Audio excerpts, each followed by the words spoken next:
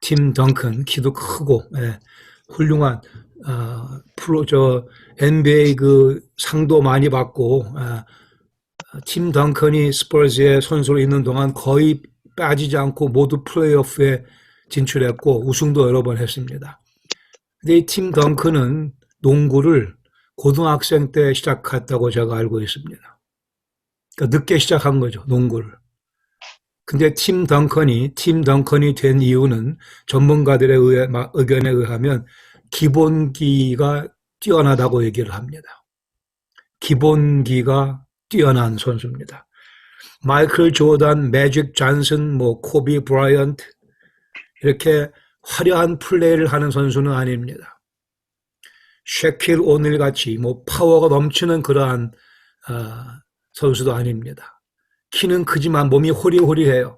그러나 득점도 많이 하고 팀의 공헌도가 높은 속한 팀을 수차례 NBA 우승으로 이끈.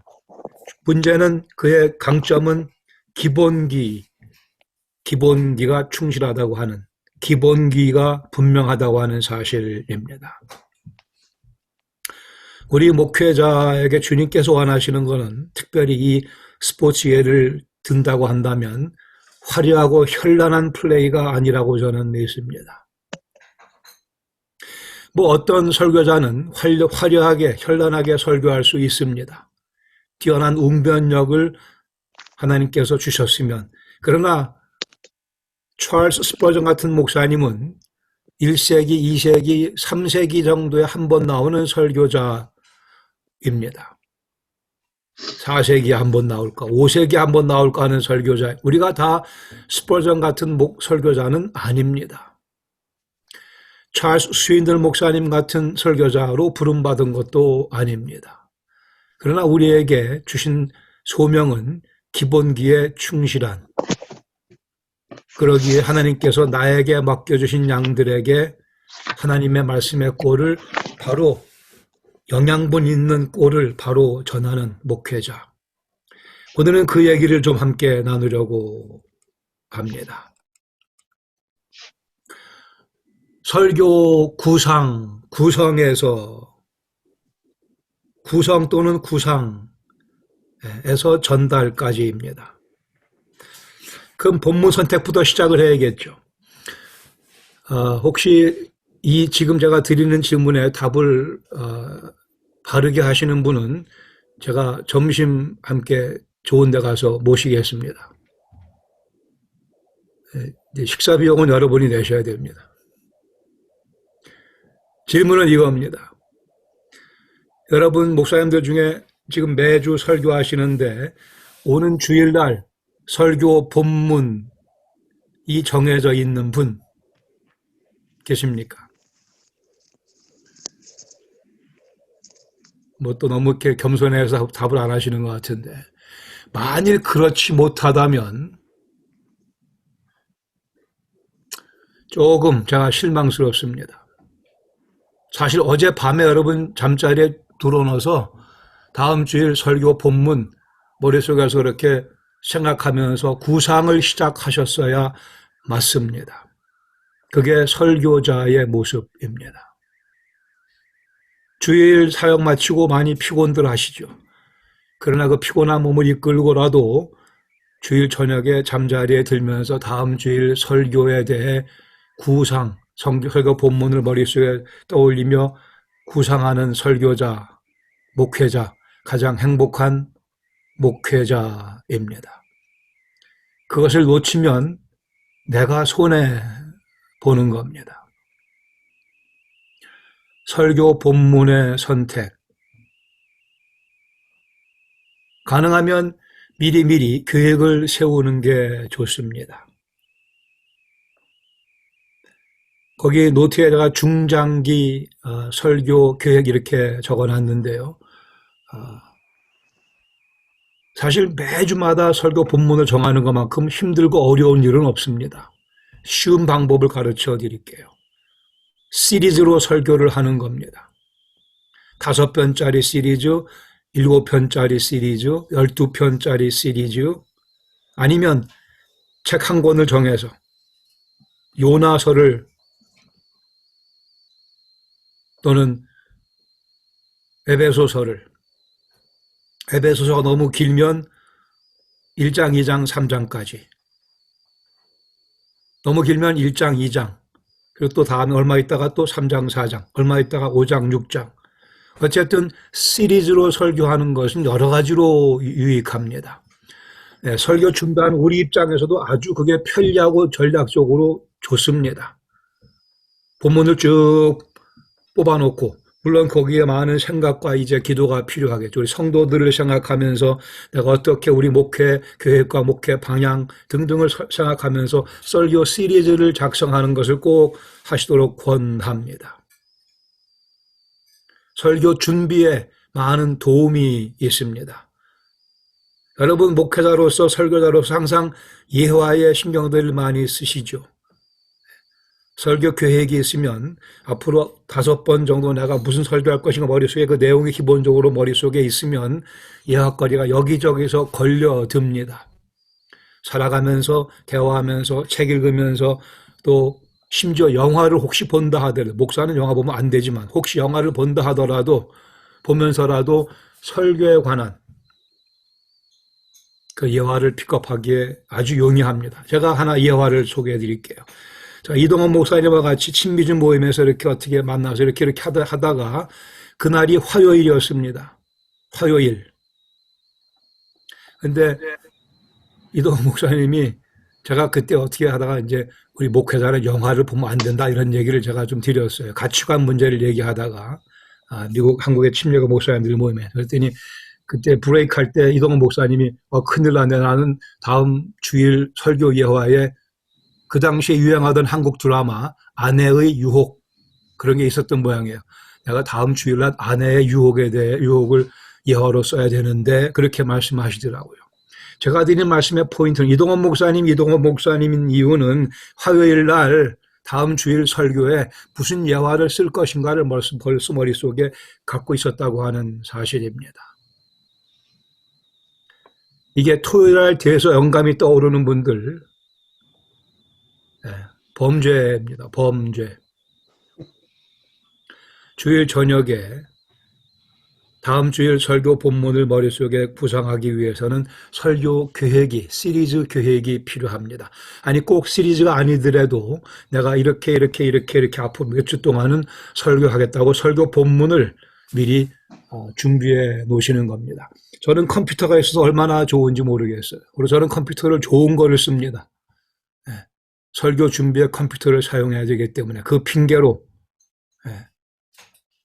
컴퓨터에 다 그 생각들을, 계획을 다 집어넣으시는 겁니다. 얼마든지 고칠 수 있고 수정할 수 있고 얼마나 편리한지 몰라요. 설교 계획을 세우는 것이 여러분에게 제가 오늘 꼭 전해드리고 확인시켜드리고 싶은 그러한 말씀입니다. 그래야 우리 설교가 성경적인 설교가 될 가능성이 많아집니다. 제가 지금 성경적인 설교라고 말씀을 드렸습니다. 모든 설교는 성경적이어야만 합니다.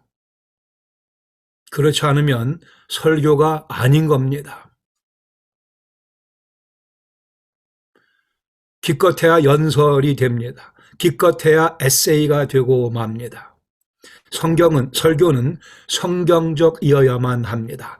성경적인 설교라는 표현은 똑같은 말을 반복하는 거에 지나지 않습니다. 모든 설교는 성경적이어야 됩니다. 우리가 무슨 아름다운 미인, 그러면 똑같은 말을 2번 한 거 아니에요? 아름다운 미인, 해변 가를 거닌다, 키가 큰 장신, 같은 표현을 반복하는 겁니다. 성경적인 설교라는 그 표현 가운데 이미 성경적이라는 의미가 담겨져 있습니다. 모든 설교는 예외 없이 성경적이어야 하며 성경적이지 않은 것은 설교라고 주님께서 인정하지 않으십니다. 성경적이지 못한 설교, 그런 표현은 없습니다. 성경적이지 않은 설교, 그런 표현은 없습니다. 그런 실체도 없습니다. 성경적이지 않은 것은 설교가 아니며 설교는 모두 성경적이어야만 됩니다. 우리에게는 주어진 사명이 있습니다. 우리는 왕이신 하나님의 메신저입니다. 왕의 뜻을 전달하는 메신저입니다. 우리에게는 메시지가 있습니다. 왕의 어인이 찍힌 메시지를 전달하는 것이 우리 메신저인 설교자들의 책임이며 특권이기도 합니다. 왕의 메시지를 우리가 바꿀 수가 없습니다. 어인이 찍힌 것을 바꿨다간 어떻게 돼요? 여러분, 정도전이란 드라마를 보셨습니까? 저는 봤습니다. 거기 봤더니 그런 사람들은 참수형 당하더라고요.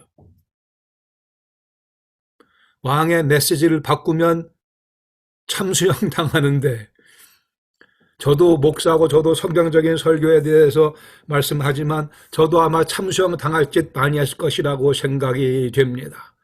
그러나 의도적으로 그렇게 하지는 않으려 애를 씁니다. 의도적으로 왕의 메시지 그대로 전하기 위해 애를 쓰는 노력, 헌신이 설교자에게 요구됩니다. 과연 내가 지난주일 어제 전한 메시지가 왕의 메시지였겠는가? 여기에는 겸손한 자신감이 필요합니다. 그래, 내가 왕의 메시지를 전하기 위해 애를 썼지. 애를 쓰고 애를 써도 여기저기 미흡할 수 있겠지만 이러한 사명의식조차 없다고 한다면 왕의 메시지가 아닌 내 메시지를 들고 감히 단에 선다고 한다면 이것은 아주 무서운 범죄가 되고 맙니다. 주님 마음을 칼로 찌르는 듯한 그러한 범죄가 되고 맙니다. 우리 사랑하는 우리 동역자 여러분들, 우리 모두가 다 성경적인 설교를 가슴 깊이 새기셔야 합니다. 내가 전하는 이 메시지가 하나님께서 원하시는 메시지인가? 그러기에 성경 말씀을 기저로 설교를 준비하셔야만 됩니다. 성경 말씀 아닌 그 무엇을 내 설교의 기저로 삼는 것은 범죄입니다. 좋은 예화가 생겨나서 그 예화를 사용할 수 있는 성경 본문을 찾지는 마시기 바랍니다. 설교 계획을 세워놓으면 거기 어딘가에 그 예화를 사용할 수 있게 됩니다. 좋은 책 읽다가 어떤 책에 감명적인 구절이 있어서 그것을 중심으로 설교를 구성하지 마시기 바랍니다.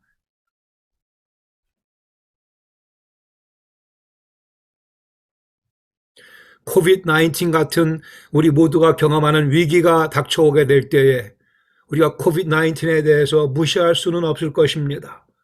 그러니까 코비드-19에 대해서 어떻게 성경적으로 우리가 바라보며 대처할 것인가 궁리하셔야죠. 그러면서 성경 말씀을 뒤적거려야만 됩니다. 그러는 가운데 성경 말씀을 기저로 해서 우리가 경험하는 코비드-19의 문제를 이해하며 해결할 수 있는 방법을 성경 말씀에서 발견하시고 그것을 전해야 되지요. 이 싸움은 평생 계속됩니다. 어떤 싸움이라고요? 내 생각과 성경 말씀과의 싸움입니다. 나 목회자의 생각, 내가 무슨 내 개인 비즈니스 얘기하는 거 아니고 내 목회를 얘기하는 거죠. 우리 양들을 위하는 거죠. 내가 목사니까. 그러나 그럼에도 불구하고 내 목사 이 개인의 생각이 앞서갈 것인가 아니면 하나님 말씀이 앞서갈 것인가, 이 선택 우리는 매일 직면하게 됩니다. 매번 예외 없이 하나님 말씀을 선택하셔야 되며 그 말씀 가운데 내가 먼저 무릎 꿇어야 되며 그 말씀 앞에서 내가 목회자로 가지고 있는 목회 계획도 그 말씀 앞에 내려놓아야만 됩니다. 내 목회 계획도 왕의 메시지에 의해 이끌림 받아야 되기 때문에 그렇습니다. 성경 본문을 설교의 기저로 삼아야만 왕의 메시지가 드디어 바르게 전달될 수 있는 가능성이 열려지게 됩니다. 모든 설교는 성경적이어야만 합니다. 그러기에 중장기 설교 계획을 꼭 세우셔야 합니다. 가정을 해서 여러분 섬기는 교회 한 집사님이 전화를 해서 월요일 아침인데 전화를 해서 목사님 다음 주일 설교가 기대가 됩니다. 다음 주일 설교 본문이 어디예요? 제가 미리 좀 본문을 읽고 제가 묵상해 보고 주일날 설교를 듣기 원합니다. 그런 전화를 받으신다고 한다면 어떡하셔야겠어요? 본문이 나와 있어야 되죠. 그때 아직 본문을 못 정했습니다라고 답을 한다면 글쎄요. 목요일 날 오후에 전화가 와서 똑같은 질문을 했는데도 아직 본문이 정해져 있지 않다고 얘기할 수는 없는 노릇일 겁니다. 그럴 수는 없을 것이라 생각합니다. 아주 교만한 모습입니다. 어떤 교만한 젊은 목사가 교회 당회에서 이렇게 얘기를 했습니다. 여러분, 저는 그냥 하나님께서 워낙 저에게 많은 지혜를 주셔서 사택에서 주일날 예배당으로 걸어오는 사이에 하나님께서 모든 설교에 관한 아이디어를 다 주십니다. 그렇게 얘기를 했다고 그래요. 한 5분 걸어오는 시간 동안에 모든 아이디어를 다 하나님께서 주신다고. 그래서 그 다음 주일날 바로 장로님들이 목사님 집을 멀리 이사시켰다고 합니다.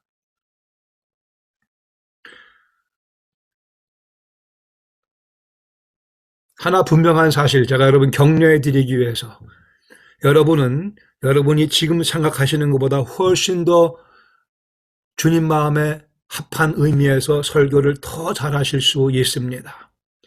오늘의 내 모습보다 주님께서 의도하신 모습은 더 훌륭한 주님 보시기에 더 능력 있는 더 효과적인 설교자입니다.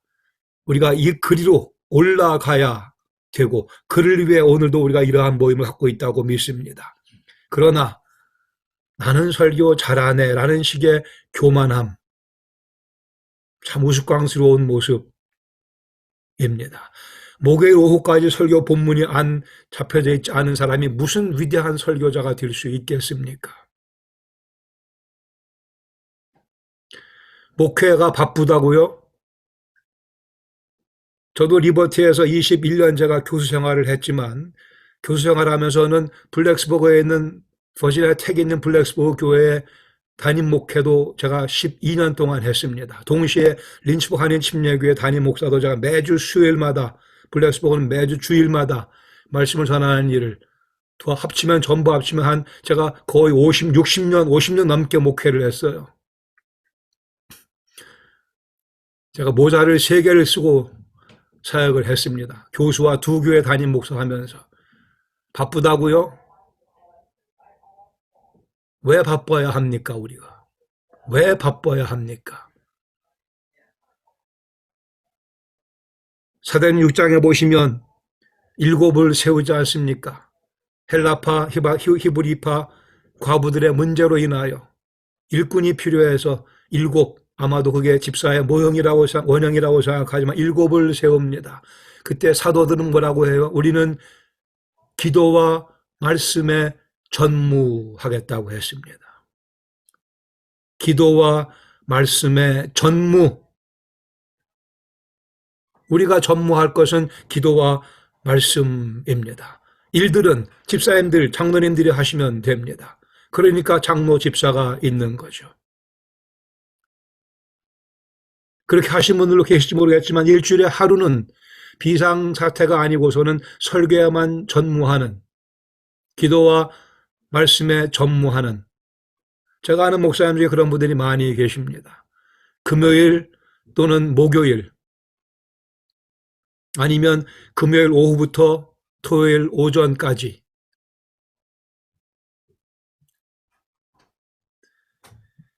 저는 달라스 신학교에서 공부할 때 설교학 가르치는 교수님들에게 주일 아침 설교를 위해서 20시간 준비하라고 배웠으며 저는 평생 그렇게 지금까지 해오고 있습니다. 주일 아침 설교를 위해 20시간 준비하라고.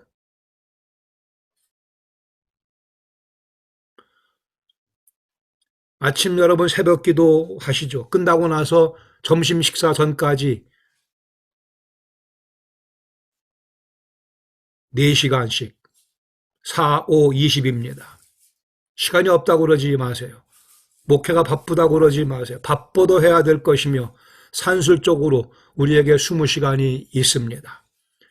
새벽 기도 끝나고 나서 일 끝나면 7시에요. 8시까지 아침 식사하고 12시까지 11시 반까지 3시간 정도 3, 7, 21, 4, 5, 20 20시간 만들어낼 수 있습니다. 이것이 주님께 대한 내 충성의 표현이라 생각하셔야 됩니다. 그리 기도해 보세요. 주님께서 20시간 주십니다. 이것이 성도들을 향한 내 사랑의 증거가 되어야 합니다. 내가 우리 성도들을 사랑하기 때문에 말씀에 영양분이 있는 말씀에 꼴을 먹이기 위해 어머니들이 아이들과 남편을 위해서 열심히 맛있게 음식을 준비하듯이 사랑이, 정성이 그 20시간 속에 나타납니다.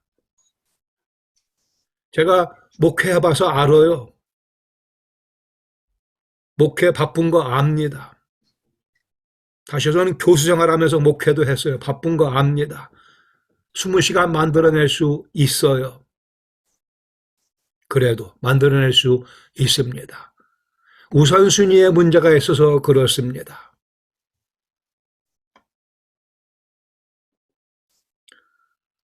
제가 우리 성도들에게 가끔 이런 질문을 합니다. 우리 요새 유행하는 한국에서 가장 인기 있는 드라마가 뭡니까? 그럼 막 답하는 분이 있어요. 근데 이제는 요새는 제가 이런 질문하면 아무도 답을 안 해요. 몰라서 안 하는 걸 수도 있고 아는데도 안 하는 걸 수도 있어요. 한국 유행하는 드라마 볼 시간은 있으면서 그런 소리 듣기 싫어서 얘기 안 하는 거죠. 20시간이 없다고 그러지 마세요.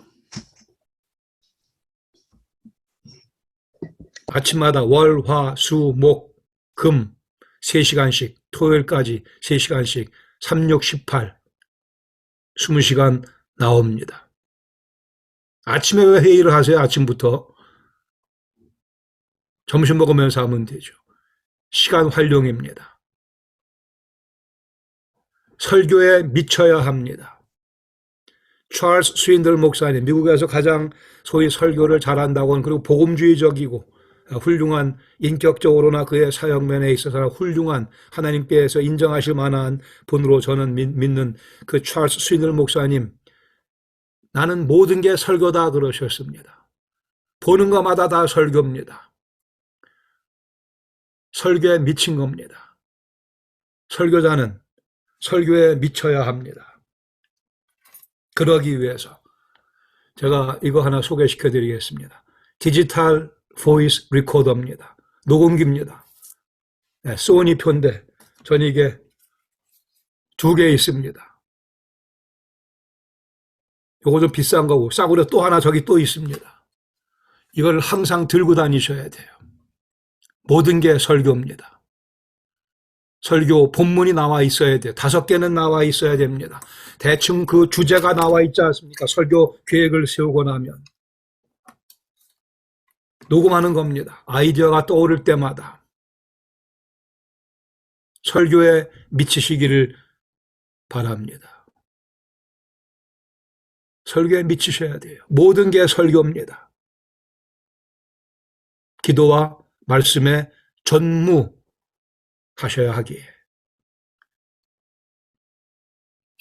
여러분 오늘 늦게 10시에 끝나니까 내일 저녁 드시고 나서 설교 구상, 설교 계획 시리즈를 한번 설교 시리즈를 계획해 보시기 바랍니다. 성경을 뒤적뒤적거리면서 편안한 자리에서 저는 보통 다크 초콜릿 먹으면서 합니다. 다크 초콜릿 드시면서 설교 구상을 하세요. 성경 본문, 성경을 여기저기 왔다 갔다 무슨 시리즈를 내가 만들면 좋겠는가. 우리 성도들도 마음속에 품고 어떤 여러분 기가 막힌 설교 시리즈가 떠오르게 될 것입니다. 안 하셔서 그래. 해보시면 기가 막힌 아이디어가 떠오릅니다. 성경 뒤적거리면서 다학 초콜릿 먹으면서 녹음기 옆에 놓고 녹음하면서 생각나는 것 적으면서 녹음하면서 설교에 전적인 투자를 하셔야 됩니다. 모두가 유창한 설교자로 부름받지 않았습니다. 오해하지 마십시다. 아무리 노력을 해도 찰스 스퍼전 같이 될 수가 없어요. 저는 안 되는 거 미리 아는 게 좋은 거예요. 그러나 찰스 스퍼전 목사님만큼 열심히 설교하는 설교자는 될 수 있습니다. 스퍼전 목사님 타고나면서부터 천재적이었습니다. 17살부터 설교할 때마다 사람들이 보통 사람이 아니라고 다들 인정을 했어요. 예수님 믿고 1년 남짓해서 그는 설교를 멋지게 하기 시작했습니다. 그 유창한 설교자, 그러나 그는 토요일, 주일 새벽 깊이 설교를 위해 고심 원고를 썼다가 또 다 찢어버리고 또 쓰고 천재적인 능력을 지닌 스퍼전 목사님 부단한 노력을 했다고 그의 자서전에서 밝히고 있습니다. 우리는 천재가 아니니까 더더욱 노력을 해야죠. 설교 준비를 위해 각고의 노력을 한다면 그게 주님 우리에 받는 고난이라고 봅니다. 그것이 우리 몸에 지녀야 될 예수의 흔적이라고 봅니다. 즐거운 마음으로 영혼들에게 말씀의 꼴을 먹이겠다고 하는 즐거운 마음으로 그러나 힘을 다하여 수고하는 애쓰는 그러한 모습 우리 모두가 주님께 보여드릴 수 있기를 바랍니다.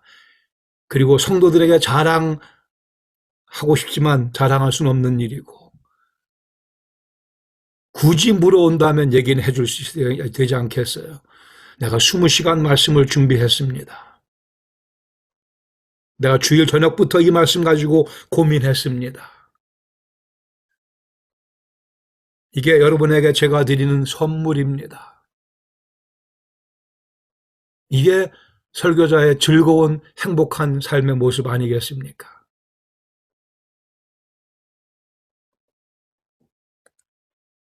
설교 시리즈를 준비하시기 바랍니다.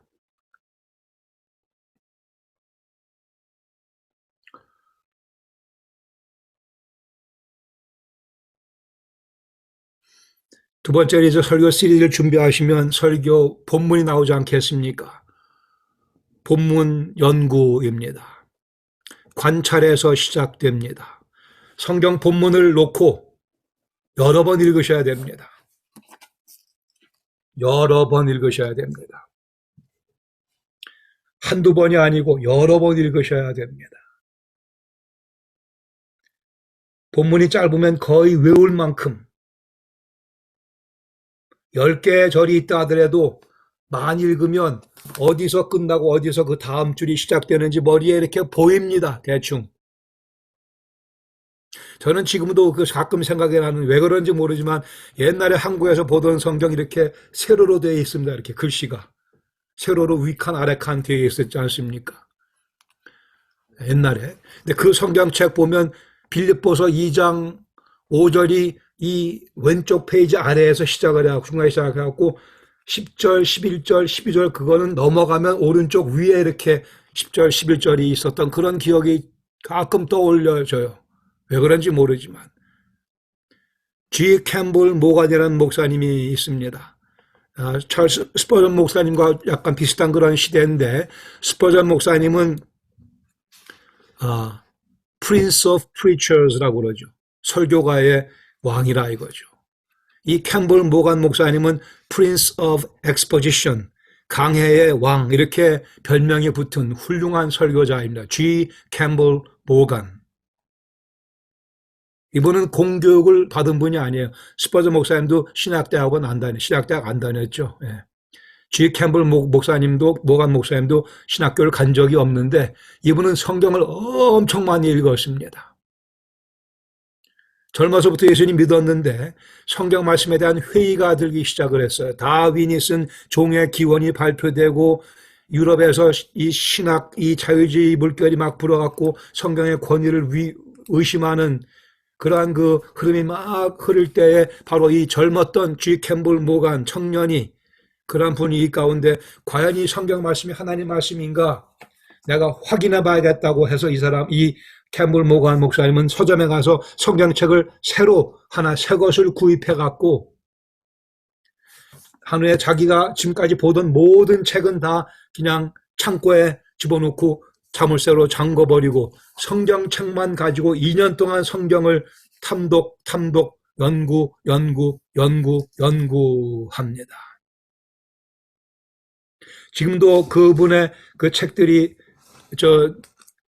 킨들로 이렇게 어베러블한데 지금도 저도 그분 설교를 많이 봅니다만은 정말 뛰어난 그러한 강의 설교가입니다. 성경 전체를 꿰뚫고 있는 그러한 그걸 느낄 수가 있을 정도로 그의 설교가 파워풀합니다. 성경. 그분은 말씀하기를 자기는 성경 설교하기 전에 성경 본문 40번 읽고 올라간다 이렇게 말씀합니다. 4번이 아니고 40번 읽고 올라간다고요. 본문 40번 읽으면 뭐가 나와도 나옵니다. 가끔 그런 분들을 제가 봐요. 성경 본문을 이렇게 있는데 뭘 얘기해야 될지 모르겠다. 읽지 않아서 그래요. 관찰을 안 해서 그럽니다. 세심하게 뚫어지게 반복해서 읽고 주님의 도우심을 구하면서 읽고 또 읽고 40번 읽어보세요. 주님께서 메시지를 주시지 않겠는가. 40번 읽으시기 바랍니다. 제가 참 기가 막힌 실망스러운 경험을 한 적이 있어요. 제가 달라스에서 전도사로 있을 때였습니다. 제가 이름을 말씀드리면 여러분들이 다 아는 유명한 목사님이고 신학교 교수입니다. 그분이 제가 전도사로 있던 그 교회에 부흥 강사로 오셨어요. 오셔서 설교를 하시는데 시편 51편 말씀을 본문으로 설교를 하십니다. 그러면서 이렇게 말씀을 하세요. 주께서 말씀하실 때 의로우시다 하고 주께서 말씀하실 때 의롭다 하고 주께서 말씀하실 때 의로우시다 하고 이렇게 의로우시다 하고 이렇게 표현이 있는데 이 목사님이 그 부분을 설교하면서 주께서 말씀하실 때 의롭다 하고로 잘못 설명을 하는 거예요. 그러면서 이것이 이신칭의의 가르침이다. 하나님께서 우리 향해서 의롭다고 하실 때 우리가 의로워진다. 제가 그 얘기를 듣고서 제가 신학생이었으니까 그분은 그때 당시에 신학대학원 한국의 유명한 그 신학대학원 총장이셨거든요. 전도사인 제가 움찔했어요. 내가 성경을 잘못 봤구나. 제가 그날 집에 가서 주석을 열심히 들여다봤습니다. 근데 그분이 성경을 엉뚱하게 읽으신 거예요.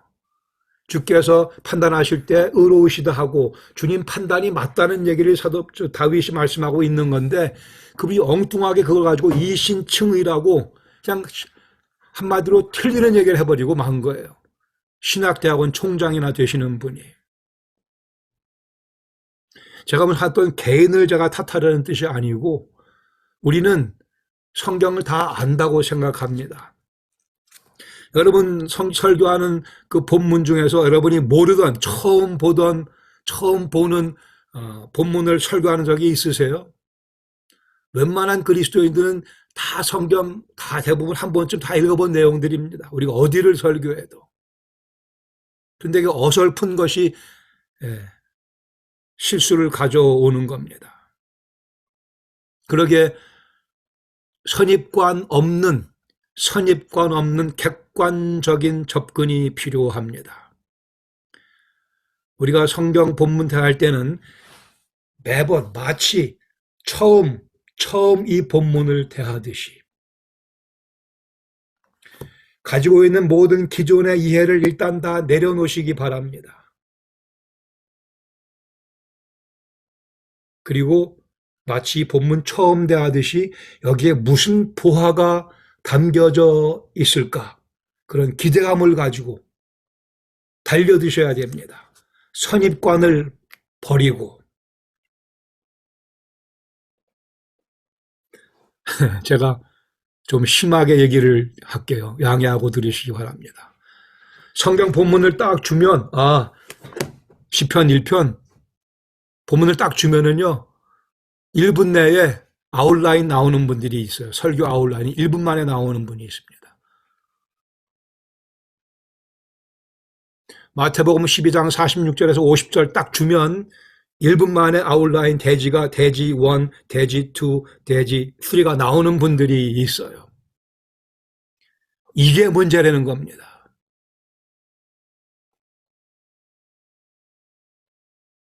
성경 본문이 말씀하도록 해야 되며 성경 본문이 말씀하도록 기다리며 연구해야 됩니다.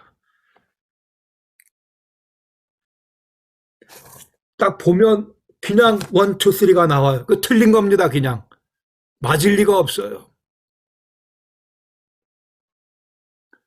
혹시 맞는다 하더라도 확인해 보셔야 되겠기에. 1, 2, 3가 나오면 적어 놓으세요. 컴퓨터에 쳐 놓으세요. 이렇게. 근데 확인해야 됩니다. 1, 2, 3 적어 놓고 그걸로 그냥 설교를 밀고 나가면 안 된다는 말씀입니다. 많은 설교자들이 많이 범하는 실수입니다. 사실 우리가 그 본문에 대해서 설교를 많이 듣기도 했고 나름대로 많은 이해가 있는 것이 사실 괜찮습니다. 그러나 그것이 다 맞다고 생각하지는 말자는 말씀입니다. 이게 목사의 직업병이기도 하죠.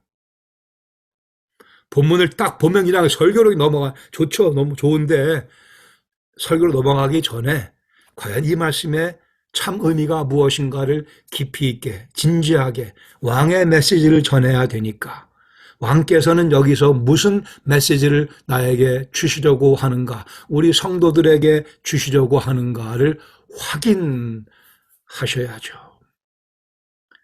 확인하지 않고 그냥 들고 나가는 것은 왕의 어인이 지킨 메시지가 아닌 다른 걸 들고 나가는 것과 다를 바가 없습니다.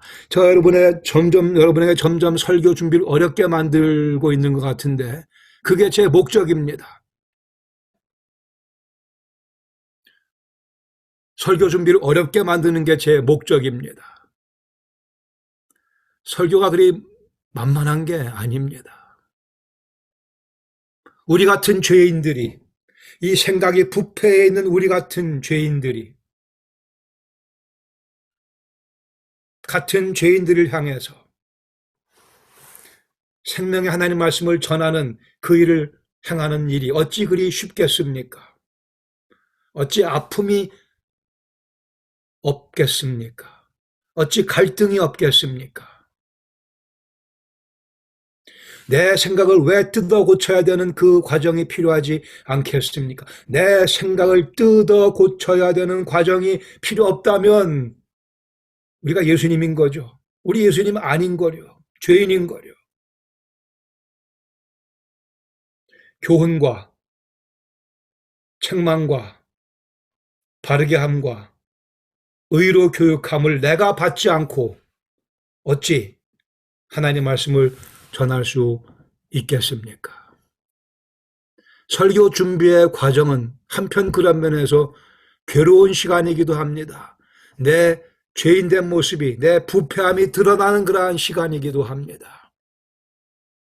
그러나 그 생명의 말씀이 나를 책망하고 또한 동시에 고쳐주셔서 바르게 해주시고 의로 교육해 주시는 과정을 내가 경험하고 나면 그 말씀이 생명의 말씀이 생명의 떡이 되어 우리 사랑하는 성도들에게 전달되어질 것이며 그분들도 똑같이 괴로움도 당하며 아픔도 경험하며 책망도 받으며 그러나 거기에서 생명의 말씀이 영혼들을 변화시키는 역사가 전개될 것이라 믿습니다.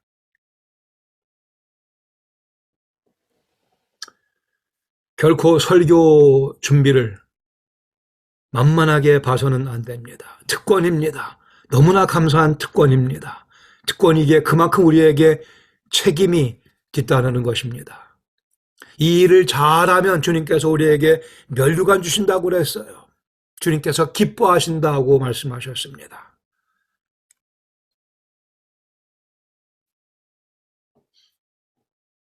성경 본문 정하시고요.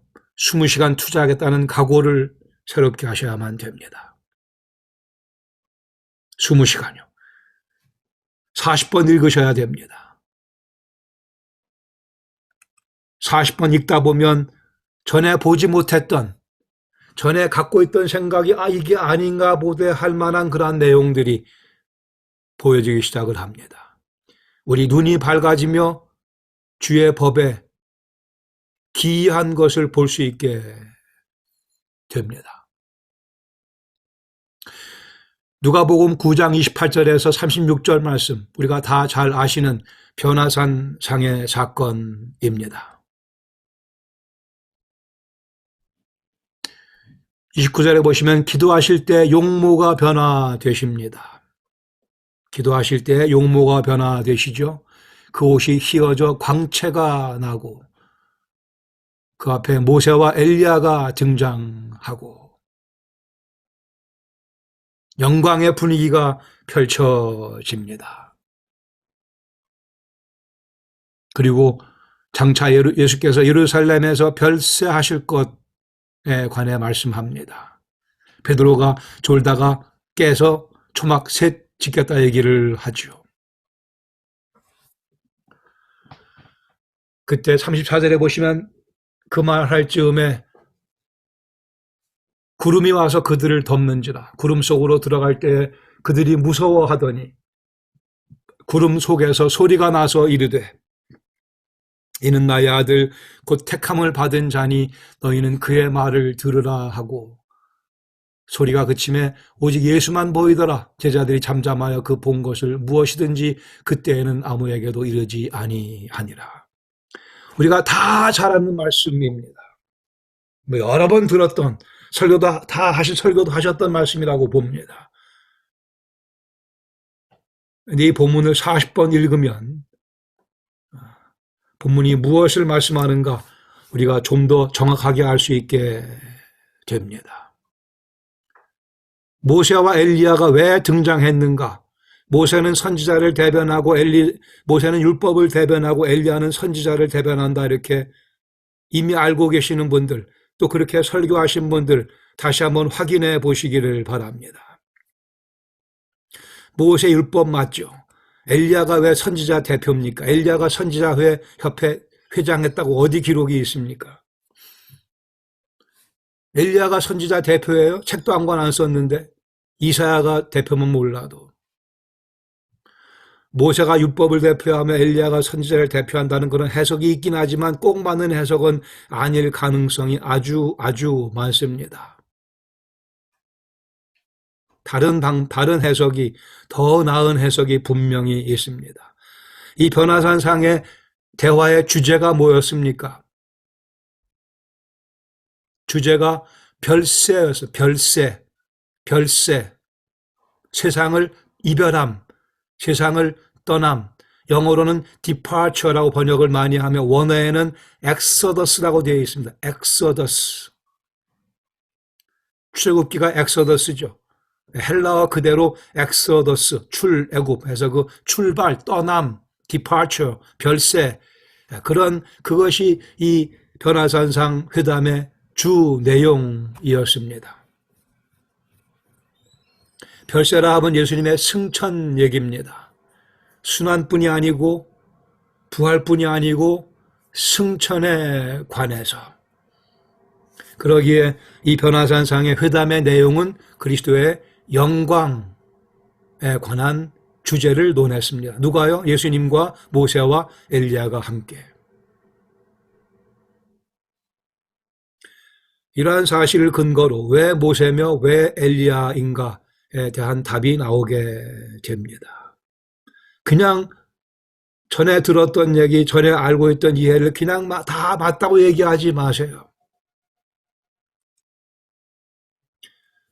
혹시라도 이러한 오류가 있을까 봐 제가 말씀드립니다.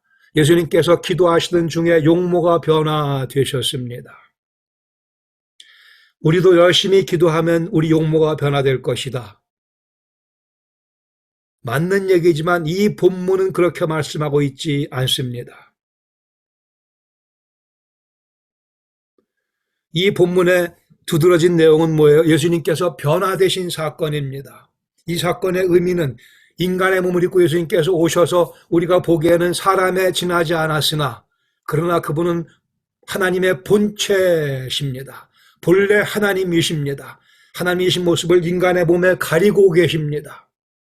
이 사건 가운데 그러나 당신이 하나님이심을, 아들 하나님이심을, 하나님의 아들이심을 잠깐 열어서 그 광채를 보여주시는 사건입니다. 그것이 이 사건의 하이라이트입니다. 예수님이 누구신가? 예수님이 곧 하나님이시다, 영광의 주님이시다를 보여주는 잠깐의 사건. 예수님께서 기도를 열심히 하셔서 용모가 변화된 것이 아니라고 하는 것이 이 본문의 주제입니다. 예수님께서 용모가 변화되시려고 기를 쓰고 애써 기도했다. 그게 아니라는 것이 이 본문의 주제입니다. 그러니 이 본문을 가지고 예수님께서 열심히 기도하셔서 용모가 변화된 것이 우리도 열심히 기도하면 용모가 변화된다고 가르치는 것은 성경을 거꾸로 가르치는 겁니다. 이단적인 가르침입니다. 예수님은 원래 하나님이십니다. 기도하시든 안 하시든 원래 하나님이십니다. 애를 써서 용모가 변화되신 것 아니라는 얘기를 이 본문은 하고 있습니다. 그러기에 성부 하나님께서 조연으로 등장하십니다. 구름 속에서 하나님 아버지의 소리가 들려옵니다. 이는 나의 아들 곧 택함을 받은 자니 너희는 그의 말을 들으라. 하나님 아버지께서 아들 예수님께 손가락을 포인트하며 너희는 그의 말을 들을지어다. 그가 누구길래? 그가 하나님이시며 아들 하나님이시며 나의 아들 곧 택함 받은 자이기에 너희는 그의 말을 들으라. 성부 하나님조차도 모든 관심을 제자들의 관심을 여기 특별히 베드로와 야고보와 요한의 관심을 예수님께 집중시키고 계십니다. 하나님도 조연으로 등장하시며 예수님이 주인공이심을 제자들은 그의 말씀을 들어야 됨을 왜요? 그분이 하나님이시며 하나님의 택하심 받은 자이시기 때문에 존재론적인 면에서 예수님 누구신가를 보여주시는 이 사건, 이 본문 놓고 우리가 예수님 본받아 열심히 기도하자 다른 본문에서 나오는 가르침입니다.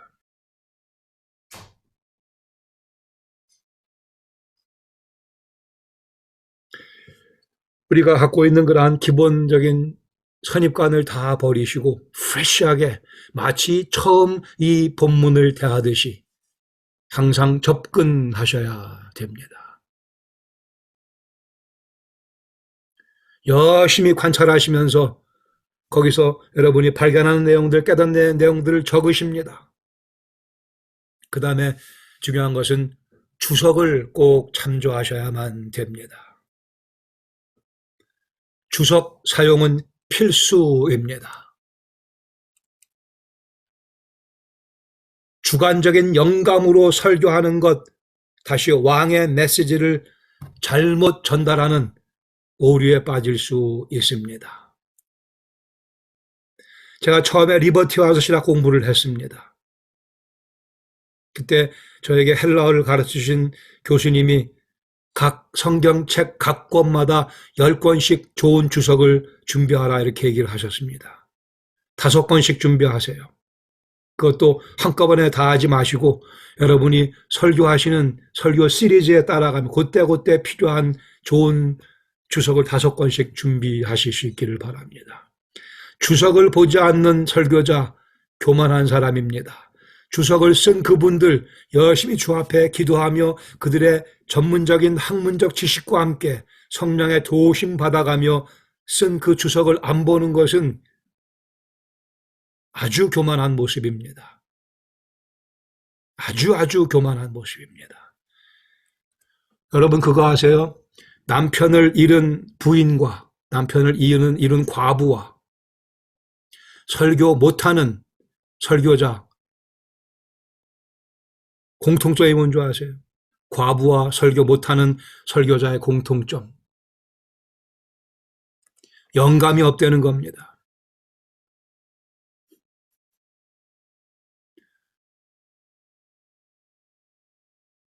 이 영감이 어디서 오는가? 연구에서 옵니다. 하나님께서 게으른 사람에게 영감 주지 않으십니다. 그 영감이 하나님께로부터 영감이 아니고 내 망상입니다. 내 생각입니다. 영감은 어디서 온다고요? 연구, 20시간에서 옵니다. 20시간의 싸움에서 영감이 주어집니다. 말씀과 성령의 역사하심, 뗄래야 뗄 수가 없습니다. 이 말씀 누가 기록하셨어요? 성령께서 기록하셨기에 저자이신 성령님이 성경을 연구할 때 역사하십니다.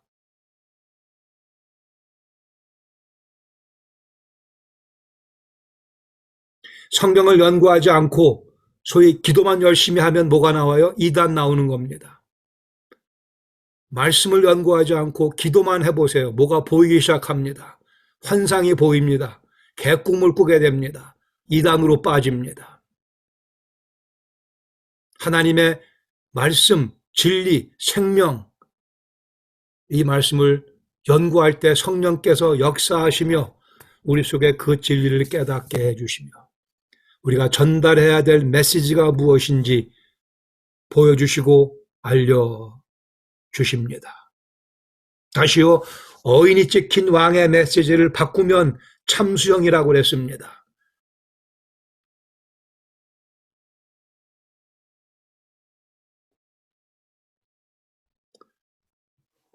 누가복음 5장 1절에서 11절 말씀 같이 보시겠습니다.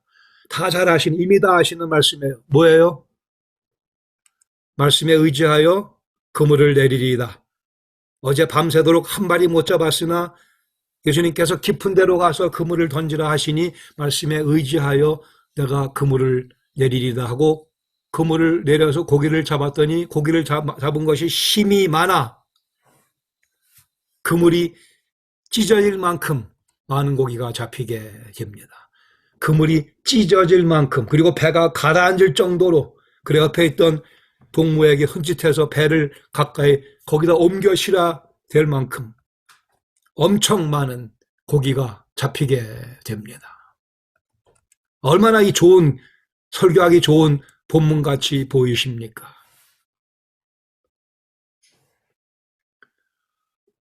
그러나 주석을 참조했다면 해서 안 되는 엉뚱한 얘기를 많은 설교자들이 하지 않았을 텐데 잘못 설교하는 많은 설교자들이 주석을 전혀 참조하지 않고 자기 맘대로 소위 설교를 하다 보니 여기서 만선의 축복이 나오는 겁니다. 말씀에 의지했더니 고기를 엄청 많이 잡았더라. 여러분에게 같은 은혜가 임하시기를 축원합니다. 이딴 소리 하게 되는 거죠.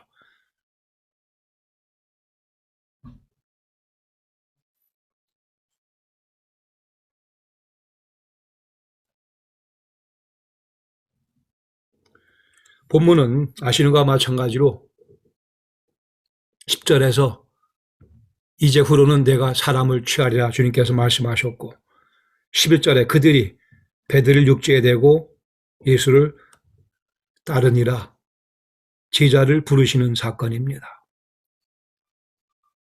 그들이 배들을 육지에 대고 누가는 분명히 11절에 기록하기를 그들이 배들을 육지에 대고 모든 것을 버려두고 모든 것을 버려두고 모든 것을 버려두고 예수를 따라갔다고 말씀합니다. They began to follow Jesus. 새로운 삶을 시작했어요. 예수님 따르는 삶을 시작했습니다. 어떻게 해요? 배들을 버려두고 또 모든 것도 버려두고. 모든 것에는 뭐가 포함돼요? 지금 잡은 고기가 포함되어 있습니다. 성경을 뒤틀지 마세요. 변개시키지 마시기 바랍니다.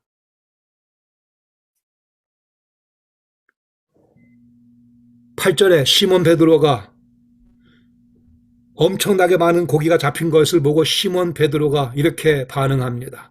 예수의 무릎 아래 엎드립니다. 주여, 나를 떠나소서. 나는 죄인으로소이다. 예수님께서 많은 고기를 잡게 하신 목적이 뭐예요? 베드로로 하여금 이러한 고백을 하게 하시려고. 주여, 나를 떠나소서. 나는 죄인이로소이다. 주님, 이 기적을 베푸시는 주님 하나님이시군요. 제가 감히 주님의 임재를 감당할 수 없나이다. 제가 죄인이기 때문에 저를 떠나주셔야겠습니다. 아니면 제가 죽겠습니다. 이사야가 화로다 나여 망하게 되었도다. 내가 입술이 부정한 사람으로서 입술이 부정한 백성 가운데 거하는 가운데 만군의 주 여호와를 배었으므로다. 화로다 나여 죽게 되었노라. 하나님을 경험한 사람의 고백이 이러했습니다. 주여, 나를 떠나소서. 나는 죄인으로서이다. 이 사건은 예수님께서 하나님이심을 보여주신 것이고 거기에 베드로가 감사하게도 영적 통찰력을 가지고 이 사건의 의미를 정확하게 꿰뚫고 주여, 나를 떠나소서. 나는 죄인으로서이다. 무서움 가운데 빠져들어가며 절규하게 됐습니다. 이것이 이 본문의 가장 중요한 포인트이며 주께서 그에게 무서워하는 베드로에게 두려워 말라, 무서워하지 말라, 이제는 내가 앞으로 사람을 취할 것이라고 제자의 삶을, 제자의 사명을 허락하십니다. 그러자 베드로가 옳거니 이분이야말로 내가 내 평생 모든 것을 다 바쳐도 아까울 것이 없는 분이시구나 하기에 모든 것을 버려두고 지금 잡은 그 고기 몇 마리인지 세보지 않았습니다. 다 큰 물고기 좋은 투실투실한 건지 확인도 해보지 않고 이거 팔면 얼마를 벌 수 있을까 계산도 해보지 아니하고 베드로는 어부로서의 최전성기에 가장 고기를 많이 잡은 그 전성기 시점에서 어부 생활을 청산하고 예수를 따르는 제자의 삶을 시작했습니다. 누가가 가르치고자 하는 포인트는 예수를 따르는 삶은 어부의 전성기의 베드로의 삶보다 훨씬 더 찬란하고 영광스럽고 의미가 있고 가치 있는 것이다 라는 뜻입니다. 이것이 그리스도 예수의 복음입니다.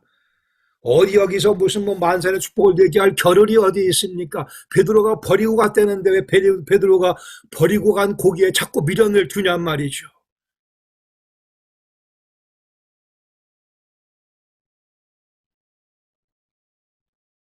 이것이 우리 욕심이 성경 말씀을 왜곡하는 대표적인 경우입니다.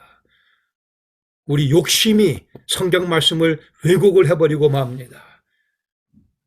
하나님 말씀과 반대되는 얘기를 전하며 부패한 귀를 가지고 있는 사람들이 그 얘기를 또 좋아하니까 더 신나서 외치며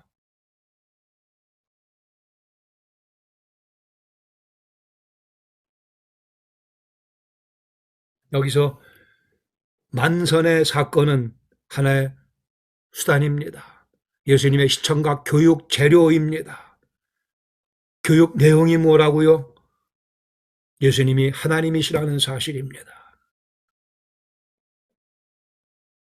예수님 따르는 삶은 이 고기잡이와 비교되지, 이 기적적인 고기잡이와도 비교할 수 없을 만큼 더 가치 있는, 더 찬란한 아름다운 초청이라고 하는 사실입니다. 이것이 그리스도 예수의 복음인 것을, 그리스도의 복음을 싸구려로 만들어버리는, 만선의 복으로 대치시켜버리는 이 물고기, 그래요, 500만 원 내고 갑시다.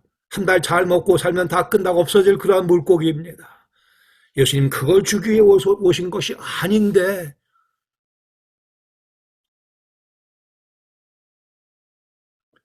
제가 본 주석에는 어느 주석도 만선의 복에 대해서 얘기하는 주석은 하나도 없습니다. 한 권도 없습니다.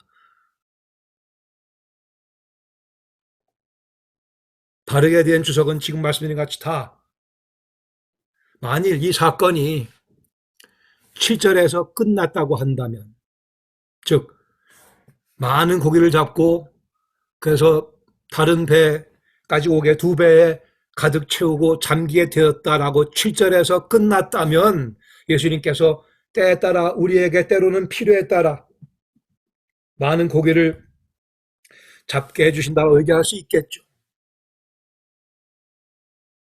그러나 누가는 7절에서 끝나지 않고 8절, 9절, 10절, 11절까지 계속해서 기록해 주고 있습니다. 이 본문을 7절에서 끊어서 설교 본문으로 잡았다고 한다면 다음 주일날 8절에서 11절을 꼭 설교해야만 됩니다. 그리고 미리 알려주셔야 됩니다. 다음 주에 있는 8절 이하의 내용이 더 중요하다고, 다음 주에 절대 빠지지 말라고 얘기를 하셔야 됩니다.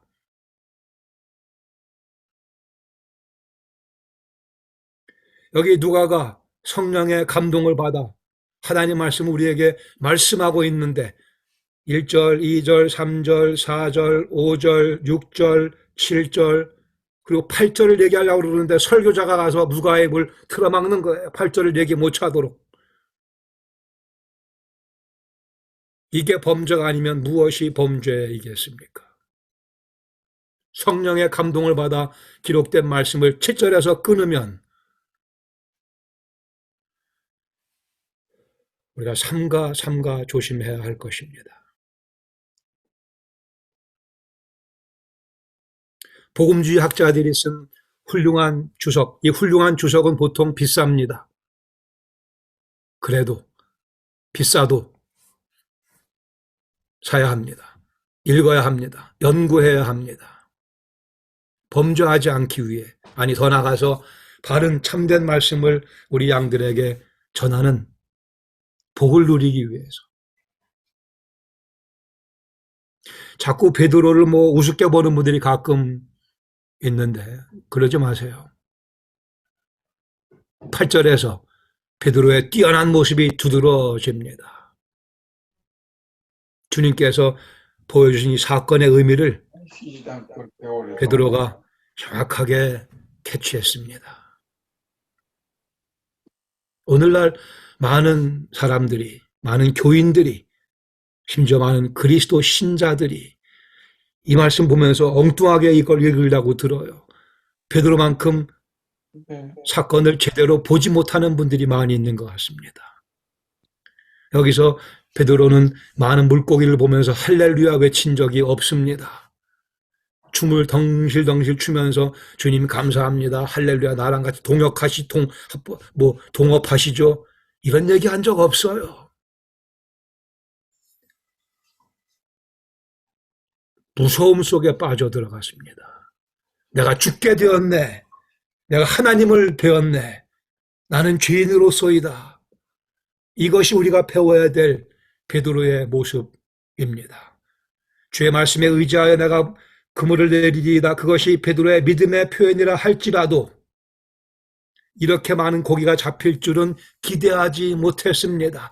우리가 배워야 되는 베드로의 믿음은 5절에 있는 주의 말씀에 의지하여 내가 그물을 내리다가 아니고요.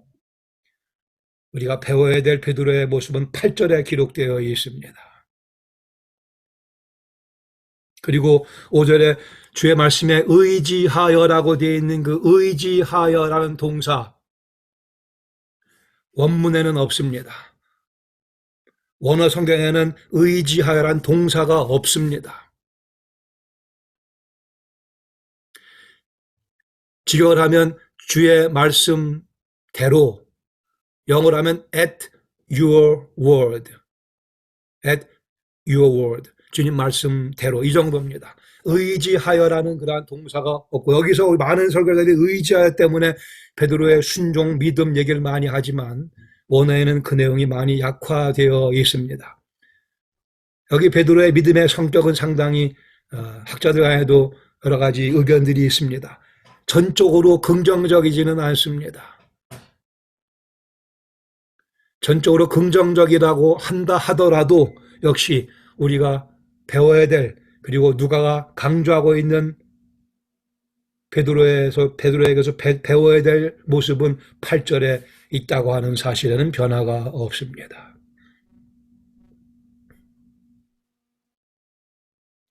여러분 40번 제가 본문을 읽으시라고 그랬습니다. 거기에 영어 성경도 참조하시면 많이 도움이 됩니다. 이런 경우에도 영어 성경에는 뭐 trusting 이런 식의 표현이 없고 그냥 at your word로 다 번역이 되어 있습니다. 헬라어 공부를 하시면 더 좋은데 약간은 시간이 늦은 것 같으니까 놔두시고 헬라어를 근간으로 쓴 주석을 열심히 보시면 크게 많이 도움이 됩니다. 꼭 40번 읽으시고 주석을 꼭 참조하셔야만 3,000포로 빠지는 일이 안 생깁니다. 고양이 3,000포이신 분 계세요? 죄송합니다. 3,000포로 빠지는 엉뚱한 얘기를 하는 20시간 40번 관찰, 주석 사용.